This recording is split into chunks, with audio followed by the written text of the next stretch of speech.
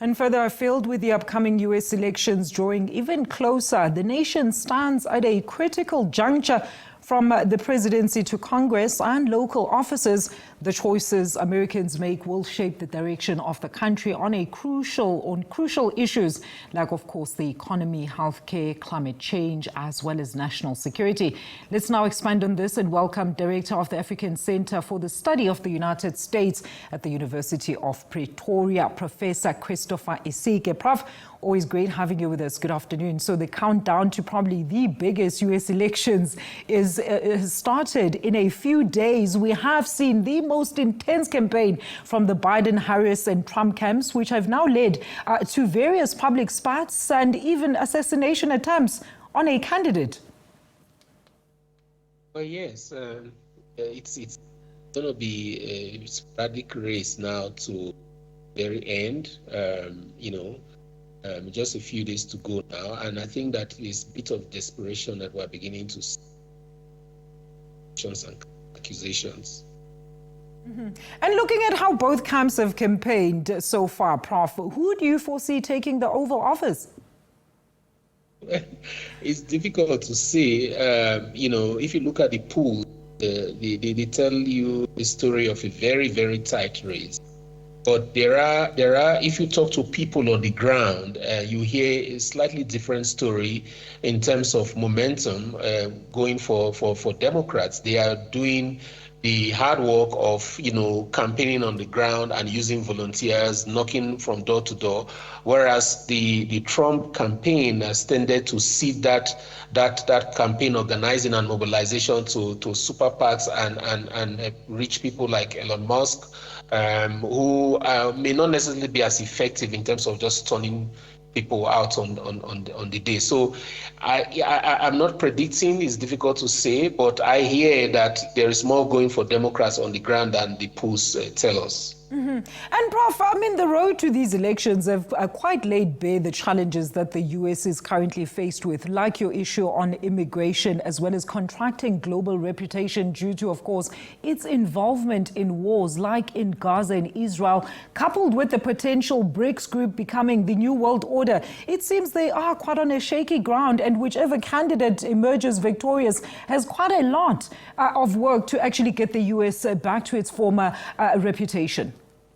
Yeah, that's correct. They have quite a lot going for them. The Middle East, Ukraine is there, and it looks like the Republicans, Trump is promising that he would have a quick fix solution.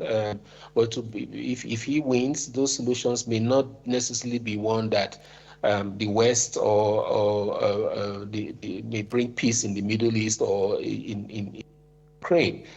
So we'll just have to wait and see. If the Democrats win this, there's a tendency that there can be some continuation in terms of how the Biden administration has tended to approach this, but maybe a slight change in terms of how I would see Kamala Harris handle Prime Minister Benjamin Netanyahu in Israel. I think that there will be some more decisiveness on the part of the U.S. on that score, and in terms of dealing with the Middle East crisis. And I think that she would double down on supporting Ukraine. It will be opposite for Trump in terms of Ukraine. But I think one of the most important things for America to watch, because this will also be a litmus test for its democracy and its soft power appeal in the world as a promoter of democracy globally, the fact that these elections could be one that will be heavily litigated. The Republican Party is already laying grounds for litigations, and there's also talk of Trump even declaring himself the winner as early as 11 p.m. on Tuesday.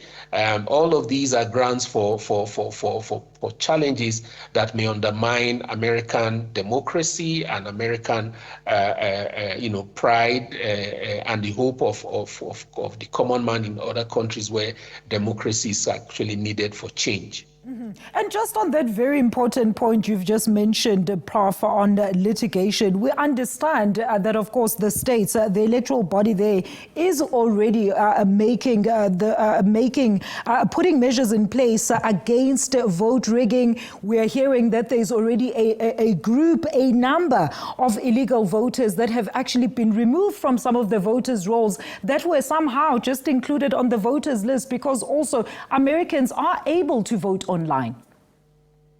Well, yes, these have to do with registered voters removed from the registration list, like you said. And the Republican Party has been quick to cast aspersions on the Democrats that this was an evidence of election stealing. Yes. But that may not necessarily be the case because there's nothing to prove that these registered voters are here. About 10,000 of them were actually going to be Republican voters or Democrat voters. But yes, the point is that they are humans, and these are challenges that should not be seen in countries, developed democracies like the United States, and all of it will all add up to why the elections will be heavily litigated once the results come out on Tuesday, Wednesday, or Thursday this next week. And let's look at both candidates, right, Prof? You have Kamala Harris and you've got Donald Trump. What does the future for the United States look like under the helm of either of the two? Well, if you just listen to their messages, Kamala talks about the future, talking about restoring pride and dignity to America and the world, and also ensuring that there's provision for people in terms of women's rights and women's reproductive rights.